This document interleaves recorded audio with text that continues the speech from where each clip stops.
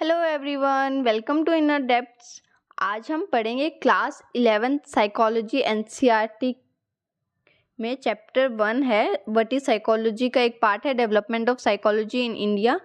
तो इसमें हम देखेंगे जो साइकोलॉजी है उसकी इंडिया में कैसे डेवलपमेंट हुई, कैसे वो डेवलप हुआ। तो चलिए स्टार्ट करते हैं। The development of the discipline in India continues to be dominated by Western psychology, although some attempts have been made to find points of departure both within the country and abroad. कि जो psychology discipline है ये पहले western psychology से बहुत ज़्यादा dominated था, ठीक है। और जो वेस्टर्न साइकोलॉजी के थॉट्स थे वो इसमें शो होते थे और बहुत सारे अटेम्प्ट्स किए इंडियन साइकोलॉजिस्ट ने। उसके बाद में जो वेस्टर्न इफ़ेक्ट्स कुछ हद तक कम हो पाए हैं। So the modern era of Indian psychology began in the department of philosophy at Calcutta university, where the first syllabus of experimental psychology was established and first psychological laboratory was established in 1950. जो Indian psychology का जो modern era है वो कब से start हुआ? जब Calcutta university में पहली बार फिलोसफी के डिपार्टमेंट में एक्सपेरिमेंटल साइकोलॉजी के सिलेबस को लाया गया और पहली साइकोलॉजिकल लेबोरेटरी इस्टेब्लिश की 1915 में। So Calcutta university started the first department of psychology in the year 1960 and another department of applied psychology in 1938। तो जो पहले क्या हुआ कि पहले 1950 में साइकोलॉजिकल लेबोरेटरी आ गई और जो फिलोसफी का डिपार्टमेंट था उसमें साइकोलॉजी का जो सिलेबस है वो इंट्रोड्यूस किया गया। अब 1960 में साइकोलॉजी का डिपार्टमेंट बना दिया गया कैलकाटा यूनिवर्सिटी में और एक और डिपार्टमेंट लाया गया अप्लाइड साइकोलॉजी का। वो कब लाया गया? वो 1938 में लाया गया। और the beginning of the modern experimental psychology at Calcutta University was greatly influenced by the Indian psychologist Dr. Anand Sen Gupta, who was trained in USA in the experimental tradition of Wundt. जो modern experimental psychology है उसकी beginning Calcutta university में जो Indian psychologist थे doctor Anand Sen Gupta, उनसे बहुत ज़्यादा influence हुई। और जो डॉक्टर आनंद सेन गुप्ता है वो यूएस में ट्रेंड होके आए एक्सपेरिमेंटल ट्रेडिशन के अंडर। और वो किसके अंडर हुए, किस साइकोलॉजिस्ट के अंडर ट्रेन हुए? वो थे William wound. So Professor G. Bose was trained in the Freudian psychoanalysis, another area which influenced the early development of psychology in India. जो प्रोफेसर जी बोस थे वो फ्यूडियन साइकोएनालिसिस में ट्रेन हुए और जिससे एक अलग एरिया इन्फ्लुएंस हुआ। और जो ये चीज़ें हैं इन्होंने कंट्रीब्यूट किया जो साइकोलॉजी की जो अर्ली डेवलपमेंट्स थी इंडिया में उनको। Professor Bose established Indian psychoanalytical association in 1922। Professor Bose ने इंडियन साइकोएनालिटिकल एसोसिएशन बनाई 1922 में। Department of psychology in the universities of Mysore and Patna were other early centers of teaching and research in psychology. जो university of Mysore और पटना थे वहाँ पे भी psychology के डिपार्टमेंट्स खोले गए और ये अर्ली सेंटर्स थे जहाँ पे टीचिंग होती थी कि साइकोलॉजी को पढ़ाया जाता था और साइकोलॉजी में रिसर्च भी की जाती थी। नेक्स्ट हम देखते हैं there are 2 centres of excellence in psychology supported by the UGC at Utkal University, Bhubaneswar and the University of Allahabad. About 70 universities offer courses in psychology. कि टोटल उस टाइम पे 70 यूनिवर्सिटीज़ जो साइकोलॉजी का course था वो पढ़ाती थी और जिनमें से 2 यूनिवर्सिटीज़ थी, एक उत्कल यूनिवर्सिटी भुवनेश्वर और एक यूनिवर्सिटी ऑफ इलाहाबाद जिनको UGC सपोर्ट कर रहा था।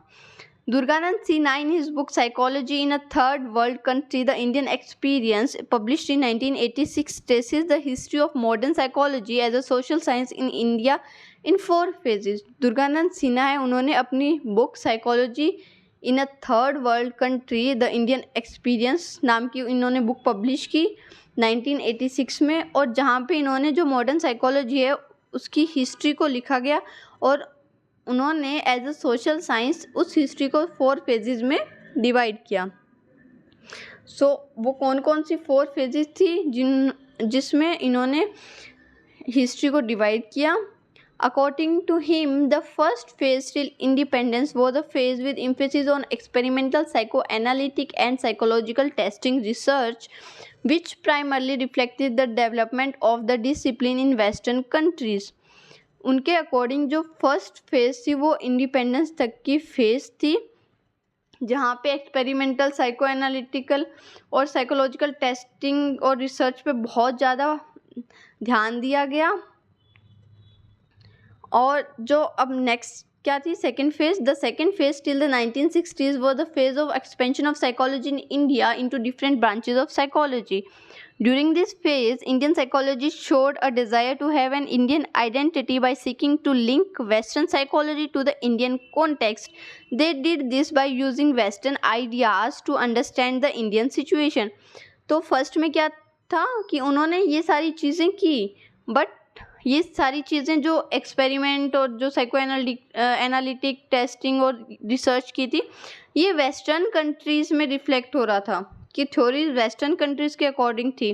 बट जो सेकेंड फेज़ आया तो इन्होंने जो भी वेस्टर्न आइडियाज़ थे उनको, जो वेस्टर्न साइकोलॉजी थी उनको इंडियन कॉन्टेक्स्ट में लाने का ट्राई किया, और इन्होंने समझा कि जो वेस्टर्न आइडियाज़ है उनको हम कैसे समझ सकते हैं इंडियन सिचुएशन में।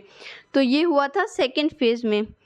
नेक्स्ट थर्ड फेज़, तो थर्ड फेज़ में क्या होता है, however psychology in India sought to become relevant for Indian society in the post 1960s phase of problem oriented research, psychologist became more focused on addressing the problems of the Indian society. जो third phase थी वो थी post 1960, तो ये phase थी ये problem oriented research की थी कि इसमें प्रॉब्लम पे फोकस किया गया था कि क्या प्रॉब्लम है और फिर उस अकॉर्डिंग रिसर्च हो रही थी। The search for a new identity of psychology in India lead to the phase of indigenisation which started during the late 1970s। जो फोर्थ फेज है वो थी इंडिजिनाइजेशन जो स्टार्ट हुई थी लेट 1970s में। Besides rejection the Western framework, Indian psychologists stressed the need for developing an understanding based on a framework which was culturally and socially relevant. Traditional Indian psychology, which came from our ancient texts and scriptures, thus this phase is characterized by development in indigenous psychology, which oriented from the Indian cultural context and was relevant for society and Indian psychology based on the Indian traditional knowledge system. तो ये जो fourth phase थी indigenisation, इसमें इन्होंने जो हमारी history है उसको देखा, जो हमारी स्क्रिप्चर्स है, जो एंशिएंट टेक्स्ट है फ्रॉम भगवद गीता, फ्रॉम वेदास और भी बहुत सारे स्क्रिप्चुअल टेक्स्ट है, उन सभी को देखा और उसमें उन्होंने देखा कि क्या इंडियन कल्चर में जो पास्ट में कैसे साइकोलॉजी को यूज़ किया गया है, कैसे कैसे क्या नॉलेज सिस्टम बनाया गया है और जो कल्चरली हम इसको कैसे जोड़ सकते हैं साइकोलॉजी से। तो जो फोर्थ स्टेज थी इसमें इन्होंने ये चीज़ें की। तो इन्होंने ये बोला कि साइकोलॉजी ठीक है ऑफिशियली फॉर्मली वेस्टर्न साइड से आई है, बट ये हमारी इंडिया में बहुत पहले से प्रेजेंट थी, बस फ़र्क ये था कि हमने इस चीज़ पे इतना फोकस नहीं किया। बट ये हमारे एंशिएंट स्क्रिप्ट्स टेक्स्ट और स्क्रिप्चर्स थे, इन सब में मेंशन थी। ओके, तो इस फेज़ में साइकोलॉजिस्ट ने उस चीज़ को रिफ्लेक्ट किया। तो ये थी 4 फेजेस जो दुर्गानंद सिन्हा ने अपनी book psychology in a third world country में दी थी। ओके, तो अब नेक्स्ट देखते हैं ब्रांचेस ऑफ साइकोलॉजी। साइकोलॉजी की कौन कौन सी ब्रांचेस है उनके बारे में पढ़ते हैं। Cognitive psychology. So cognitive psychology investigates mental processes involved in acquisition, storage, manipulation, and transformation of information received from the environment, along with its use and communication. तो कॉग्निटिव साइकोलॉजी में क्या होता है, ये इन्वेस्टिगेट करता है जो हमारे मेंटल प्रोसेस होते हैं. और मेंटल प्रोसेस कौन से, कि हम कैसे किसी भी डाटा को प्रोसेस करते हैं. कि हम फॉर एग्ज़ाम्पल, अगर आपने एप्पल देखा आपके सामने तो आपने पहले उसको देखा, ठीक है, परसीव किया आँखों से, फिर आपके माइंड में वो इमेज गई और फिर आपने उसको इंटरप्रेट किया, ओ दिस इज़ एन एप्पल. कि आपने दिमाग में आपके जो मेंटल प्रोसेस हुआ, ठीक है, फिर आपको पता चला ये एप्पल है. जो सामने वाला पूछ रहा है एप्पल दिखा के आपको कि ये क्या है, तो आप बोलोगे, क्या बोलोगे, this is an apple. Okay, तो ये था कि ये कैसे एक्वायर करते हैं और ये कैसे उनके जो माइंड में स्टोर होती है इन्फॉर्मेशन. ऐसे तो है नहीं कि उन्होंने अभी जस्ट उनको बताया है कि ये एप्पल है, वो उनको पहले से पता था कि हाँ ये एप्पल है. ये उन्होंने जो इन्फॉर्मेशन स्टोर थी वहाँ से निकल कर आया, ठीक है. तो ये सारी चीज़ें होती है, इनको इन्वेस्टिगेट करते हैं. The major cognitive processes are attention, perception, memory, reasoning, problem solving, decision making and language. जो मेजर कॉग्निटिव प्रोसेस है वो अटेंशन है. हम किसी भी चीज़ की तरफ कैसे अटेंटिव होते हैं. जब हम अटेंटिव होते हैं किसी भी चीज़ के लिए तभी हम उसको परसीव कर पाते हैं, वरना हम उसको इग्नोर कर देते हैं. परसेप्शन, हम किसी भी चीज़ को कैसे परसीव करते हैं, how the way we perceive other things, persons and object. Okay, memory, हम किसी भी चीज़ को कैसे याद रख सकते हैं और कितने टाइम पीरियड के लिए हम उसको याद रख सकते हैं और इसके पीछे क्या रीज़न है. तो ये सारी चीज़ें हैं. Some of them also follow an ecological approach, that is an approach which focuses on the environmental factors to study cognitive processes in natural setting. कि कई साइकोलॉजिस्ट हैं, कॉग्निटिव साइकोलॉजिस्ट है, वो इकोलॉजिकल अप्रोच को भी फॉलो करते हैं और ये अप्रोच फोकस करता है जो भी हमारे इन्वायरमेंटल फैक्टर्स हैं वो कैसे अफेक्ट करते हैं जो भी हमारे मेंटल प्रोसेसेस हैं उनको. तो इन सारी चीज़ों की स्टडी हम कॉग्निटिव साइकोलॉजी में करते हैं. नेक्स्ट है बायोलॉजिकल साइकोलॉजी. बायोलॉजिकल साइकोलॉजी में क्या होता है, it focuses on the relationship between behaviour and the physical system including the brain and the rest of the nervous system, the immune system and genetics. कि जो biological psychology है ये focus करते हैं जो भी हमारा रिलेशनशिप है, जैसे हम बिहेव कर रहे हैं और उसका क्या कनेक्शन है हमारे फिजिकल सिस्टम से, चाहे वो फिजिकल सिस्टम में चाहे वो ब्रेन हो, बॉडी का कोई भी पार्ट हो, तो उस बिहेवियर और उस बॉडी पार्ट का, किसी भी बॉडी पार्ट का क्या क्या रिलेशनशिप है. तो ये हम देखते हैं. जैसे कि अगर आपकी तबीयत अच्छी नहीं है, ठीक है, तो आप उतने हैप्पी नहीं होगे. कि फॉर एग्जांपल अगर आपको सीवियर फीवर है, ठीक है, तो आप ऐसे नहीं है कि आप हैप्पी हो रहे हो, आप उछल रहे हो, नाच रहे हो, यू फील लो, ठीक है. तो इस चीज़ की रिलेशनशिप को बायोलॉजिकल साइकोलॉजी में हम पढ़ते हैं. नेक्स्ट है न्यूरोसाइकोलॉजी.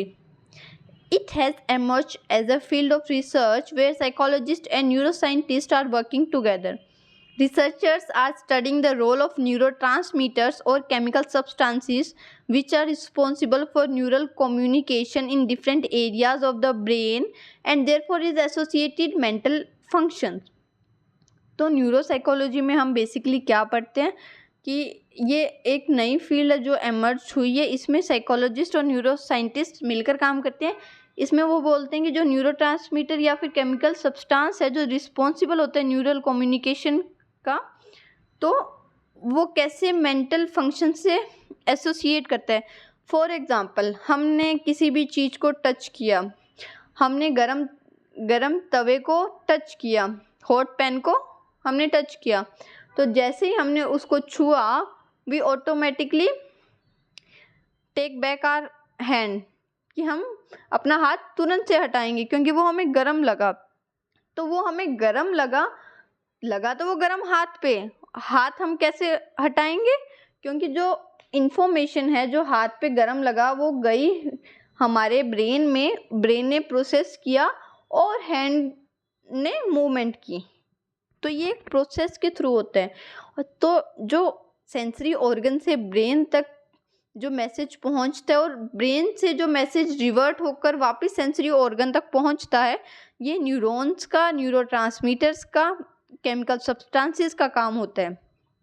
तो ये सारी चीज़ें हम न्यूरो साइकोलॉजी में पढ़ते हैं कि वो कैसे अफेक्ट करते हैं मेंटल फंक्शंस को। नेक्स्ट है developmental psychology. It studies the physical, social, and psychological changes that occur at different ages and stages over a lifespan, from conception to old age. The primary concern of developmental psychologists is how we become what we are.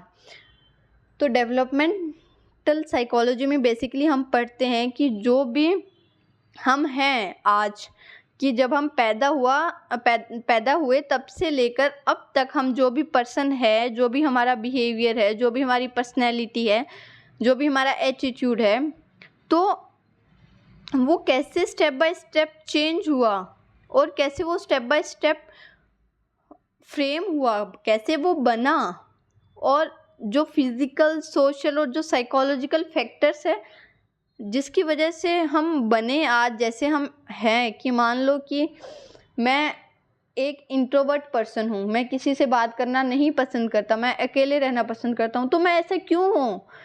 क्योंकि उसके पीछे कुछ factors है responsible जो मेरी development के time के during हुए हैं, उन्होंने अफेक्ट किया है उस वजह से। ठीक है, तो इसमें फोकस जो साइकोलॉजिस्ट हैं उनका फोकस होता है कि हम ये देखें कि जो आज हम हैं, जो आज हमारी पर्सनैलिटी है, या फिर ओवरऑल हम जैसे भी हैं वो क्यों हैं, किस वजह से हैं। So they focus on the biological, socio cultural and environmental factors that influence psychological characteristics such as intelligence, cognition, emotion, temperament, morality and social relationship. Developmental psychologists collaborate with anthropologists, educationalists, neurologists, social workers, counselors and almost every branch of knowledge. कि इनका जो focus है वो biological, socio cultural और environment factors पे होता है कि ये कैसे जो साइकोलॉजिकल कैरेक्टरिस्टिक्स हैं उनको अफेक्ट करते हैं। और कौन सी साइकोलॉजिकल कैरेक्टरिस्टिक्स को, जैसे कि चाहे वो इंटेलिजेंस है, चाहे वो कॉग्निशन है कि हम कैसे परसीव कर रहे हैं, कैसे उसको इंटरप्रेट कर रहे हैं, प्रोसेस कर रहे हैं, चाहे वो हमारे इमोशंस हैं, चाहे वो टेम्परामेंट है, चाहे वो मोरालिटी है, चाहे सोशल रिलेशनशिप है कि हम सोसाइटी में हमने कैसी रिलेशनशिप फॉर्म की हुई है। ठीक है, और ये बहुत सारी जो ब्रांचेस है उनके साथ मिलकर काम करते हैं। तो ये सारी चीज़ें हम डेवलपमेंटल साइकोलॉजी में देखते हैं। नेक्स्ट है social psychology.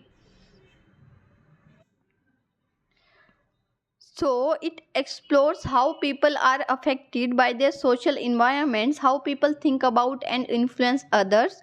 Social psychologists are interested in such topics as attitude, conformity, obedience to authority, interpersonal attraction, helpful behavior, prejudice, aggression, social motivation, intergroup relations and so on. तो social psychology में हम basically क्या पढ़ते हैं कि हम social environment है, जो हम सोसाइटी है, जो हमारे आसपास का माहौल है, उससे हम कैसे अफेक्ट होते हैं, कैसे हम अफेक्ट होते हैं और कैसे हम दूसरों को अफेक्ट करते हैं। ठीक है, तो ये सारी चीज़ें हम सोशल साइकोलॉजी में पढ़ते हैं कि हम सोसाइटी में कैसे इंटरेक्ट करते हैं, एक दूसरे से कैसे बात करते हैं, हमारा कैसा रिलेशनशिप है, और एज अ ग्रुप हम एक दूसरे से कैसे बात करते हैं, हमारा एटीट्यूड कैसा रहता है, हमारा मोटिवेशन क्या होता है। तो ये सारी चीज़ें हम सोशल साइकोलॉजी में पढ़ते हैं। नेक्स्ट है cross cultural and cultural psychology. It examines the role of culture in understanding behaviour, thought and emotion. It assumes that human behavior is not only a reflection of human biological potential but also product of culture. तो cross cultural और cultural psychology है, इसमें हम देखते हैं कि जो culture है उसका क्या रोल है हमारे बिहेवियर, थॉट्स एंड इमोशंस में, ठीक है।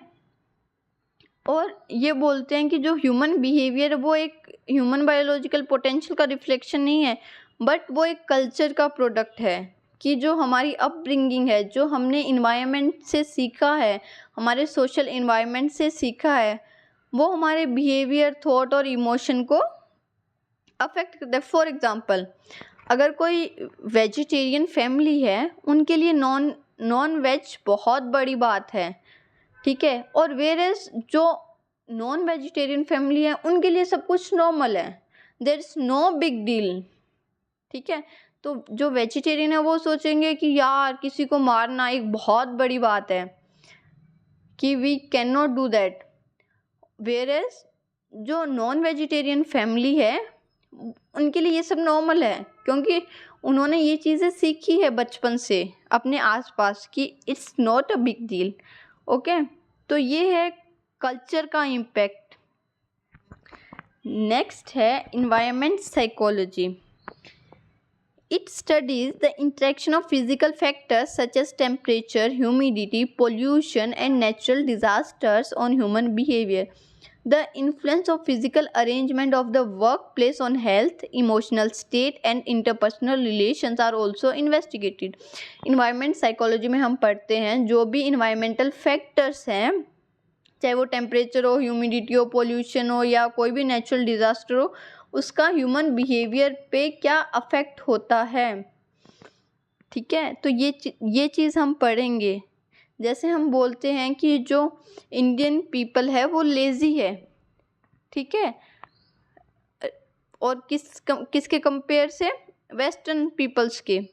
बट वो लेज़ी नहीं है, उनका इन्वायरमेंट ऐसा है। वो जो इंडियन पीपल है वो हार्ड वर्किंग है, ठीक है, हार्ड वर्किंग है, बट कहीं हद तक उनका इन्वायरमेंट भी अफेक्ट करता है।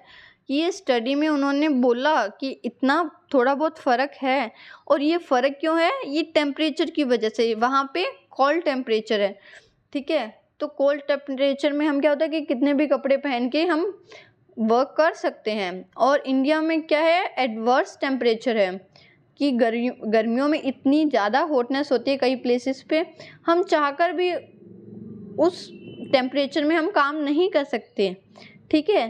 तो जो वर्क है वो अफेक्ट होता है इन सारी चीज़ों की वजह से, जिसका इम्पैक्ट हमारे बिहेवियर पे भी पड़ता है, कि जब हमारी बॉडी अनईजीनेस फील करेगी तो उसका इम्पैक्ट ऑब्वियसली बिहेवियर पे पड़ेगा ही। और जो फिज़िकल अरेंजमेंट होती है जो वर्क प्लेस पे, ठीक है, और इमोशंस पे, हेल्थ पे, इंटरपर्सनल रिलेशन पे, ये चीज़ें भी हम इसमें देखते हैं कि जो इन्वायरमेंट फैक्टर्स है वो कैसे इन्फ्लुएंस करते हैं। नेक्स्ट है health psychology. It focuses on the role of psychological factors, for example stress, anxiety in the development, prevention and treatment of illness. Areas of interest for a health psychologist are stress and coping, the relationship between psychological factors and health, patient-doctor relationship, and ways of promoting health factors. तो health psychology में basically क्या है, तो health psychology में हम पढ़ते हैं कि जो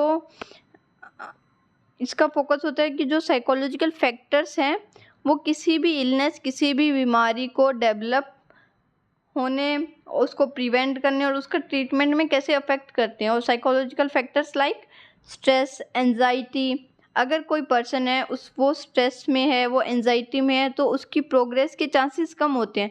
वेयरएज कोई हैप्पी है, मोटिवेटेड है पर्सन, तो उसके जो अच्छे होने के चांसेस है वो ज़्यादा होते हैं, ठीक होने के चांसेस ज़्यादा होते हैं, ठीक है। और इनका जो एक एरिया इंटरेस्ट का ये भी है कि ये स्ट्रेस और एंड कोपिंग में भी देखते हैं कि हम कैसे स्ट्रेस हमें अफेक्ट करता है और कैसे हम उससे बचते हैं, स्ट्रेस को अवॉइड करते हैं। और जो रिलेशनशिप है पेशेंट और डॉक्टर की, उसको भी देखते हैं। और जो वेज है जिससे वो हेल्थ को प्रमोट कर सके, तो उन चीज़ों को भी हेल्थ साइकोलॉजी में हम पढ़ते हैं।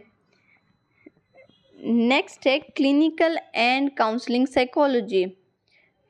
It deals with causes, treatment, and prevention of different types of psychological disorders such as anxiety, depression, eating disorder, and chronic substance abuse. जो क्लिनिकल और काउंसलिंग साइकोलॉजी ये डील करती है कोई भी साइकोलॉजिकल डिसऑर्डर है, चाहे वो एंजाइटी, डिप्रेशन, ईटिंग डिसऑर्डर या फिर सब्सटेंस एब्यूज से रिलेटेड हो, उन चीज़ों का कोज ढूंढते हैं, वो ट्रीटमेंट देते हैं और प्रिवेंट करते हैं। A related area is counselling which aims to improve everyday functioning by helping people solve problems in daily living and cope more effectively with challenging situations. तो क्लिनिकल में तो हम डिसऑर्डर्स को ट्रीट करते हैं, ठीक है, वेयरएज काउंसलिंग का जो मेन एम होता है कि जो एवरीडे फंक्शनिंग है, जो एवरीडे एंजाइटी है, एवरीडे प्रॉब्लम्स है, वो हम सीखते हैं कि उनको हम कैसे सॉल्व करें, चैलेंजिंग सिचुएशंस को कैसे हम फेस करें, ओवरकम करें।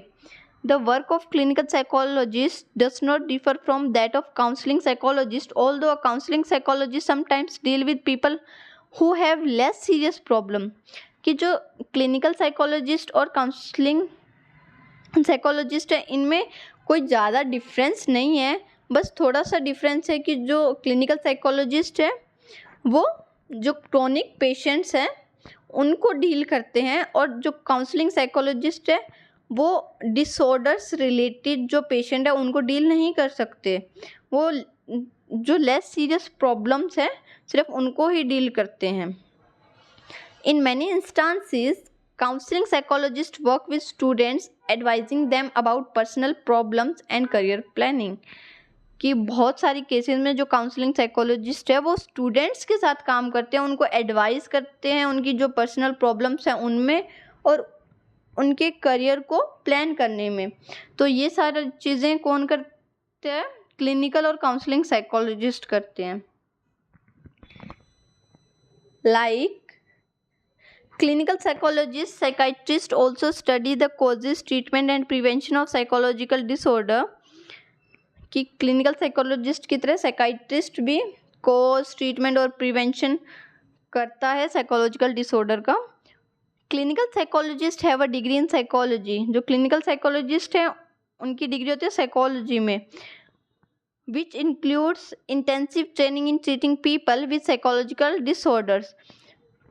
तो ये जो डिग्री है ये क्या इंक्लूड करती है कि उनको ट्रेन करती है अच्छे से कि जो साइकोलॉजिकल डिसऑर्डर के जो लोग हैं उनको अच्छे से ट्रीट कर सके। whereas a psychiatrist has a medical degree with years of specialized training in the treatment of psychological disorder. जो साइकाइट्रिस्ट हैं उनके पास मेडिकल डिग्री होती है और स्पेशलाइज ट्रेनिंग होती है साइकोलॉजिकल डिसऑर्डर्स को ट्रीट करने में। और इनमें सबसे मेजर डिफरेंस क्या होता है? One important distinction is that psychiatrists can prescribe medication and give electroshock treatments, whereas clinical psychologist can not. कि जो साइकाइट्रिस्ट है वो दवाई दे सकते हैं और वो इलेक्ट्रोशॉक, जो इलेक्ट्रिक शॉक देते हैं हम, वो दे सकता है, और क्लिनिकल साइकोलॉजिस्ट नहीं दे सकते। क्लिनिकल साइकोलॉजिस्ट सिर्फ उनको थेरेपीज प्रोवाइड कर सकते हैं। ओके, तो ये सारा जो काम था ये क्लिनिकल साइकोलॉजिस्ट का हमने देख लिया, काउंसलिंग साइकोलॉजिस्ट का देख लिया और साइकाइट्रिस्ट का भी देख लिया, और इन तीनों में क्या मेजर डिफरेंस है ये भी हमने स्टडी कर लिया। नेक्स्ट है industrial organisational psychology. It deals with work place behaviour focusing on both the workers and the organisations that employ them. Industrial organisational psychologist are concern with training employees, improving work conditions and developing criteria for selecting employees।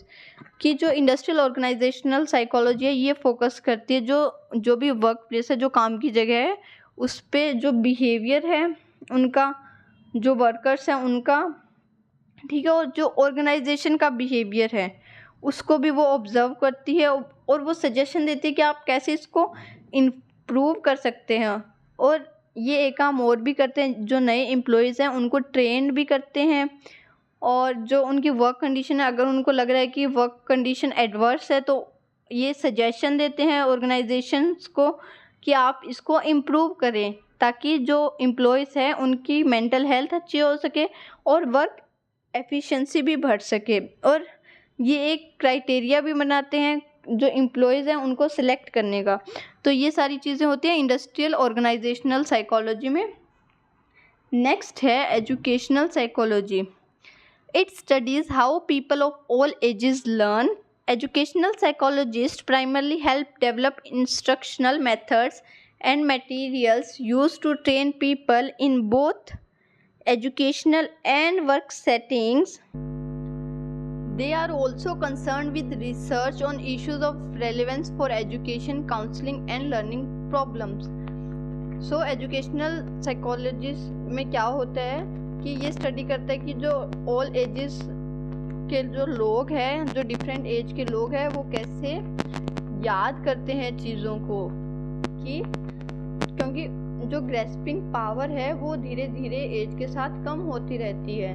जो old age people है वो उनको difficulty होती है चीज़ें याद करने में। तो ये उस चीज़ की स्टडी करता है कि जो डिफरेंट एज के जो लोग हैं वो कैसे लर्न करते हैं, कैसे याद करते हैं। एजुकेशनल साइकोलॉजिस्ट है वो हेल्प करते हैं कि जो इंस्ट्रक्शनल मेथड हैं उनको बनाने में और जो मटेरियल है जिससे लोगों को ट्रेन किया जा सके एजुकेशन की फील्ड में और काम की फील्ड में। तो ये ऐसी चीज़ों को डेवलप करने में भी हेल्प करते हैं। और ये कंसर्न होते हैं कि जो भी इश्यूज आ रहे हैं एजुकेशन में या जो भी सीखने में जो प्रॉब्लम्स आ रही है, जो भी प्रॉब्लम स्टूडेंट्स फेस कर रहे हैं एजुकेशनल पर्सपेक्टिव से, उन सारी चीज़ों को रिसर्च करते हैं। A related field school psychology focuses on designing programmes that promote intellectual, social and emotional development of children including those with special needs. जो एक ऐसी रिलेटेड फील्ड है इसकी स्कूल साइकोलॉजी, ये फोकस करती है जो भी प्रोग्राम्स है उनको डिज़ाइन करने में जिससे स्टूडेंट्स की इंटेलेक्चुअल, सोशल और इमोशनल डेवलपमेंट अच्छे से हो सके। और साथ में जो है स्पेशल चिल्ड्रंस हैं जिनको स्पेशल नीड की ज़रूरत है, उनके लिए भी ये डिफरेंट प्रोग्राम्स डेवलप करते हैं। तो ये सारी चीज़ें एजुकेशनल साइकोलॉजिस्ट करते हैं। नेक्स्ट है sports psychology. It applies psychological principles to improve sports performance by enhancing their motivation. जो स्पोर्ट्स साइकोलॉजी है ये अलग अलग प्रिंसिपल्स को अप्लाई करती है ताकि स्पोर्ट्समैन की परफॉर्मेंस को इंक्रीज़ किया जा सके और उनका जो मोटिवेशन है उनको इंक्रीज़ किया जा सके ताकि उनकी परफॉर्मेंस बेटर हो सके। Other emerging branches of psychology, और इसकी कुछ अलग जो ब्रांचेस हैं जो उभर के आ रही है साइकोलॉजी की। The interdisciplinary focus on research and application of psychology has led to the emergence of varied areas। जो interdisciplinary जो focus और research है और जो application है psychology का, तो ये अब बहुत सारे areas में फैल रही है। ठीक है, तो इसकी वजह से बहुत सारी branches psychology में day by day emerge हो रही है। तो आज के लिए इतना ही। अगर वीडियो अच्छी लगी है तो लाइक कर दो वीडियो को, कमेंट कर दो कि आपको नेक्स्ट वीडियो कौन से टॉपिक पे चाहिए, और मोस्ट इम्पोर्टेंट थिंग चैनल को प्लीज़ सब्सक्राइब कर लो। That's it, thank you so much.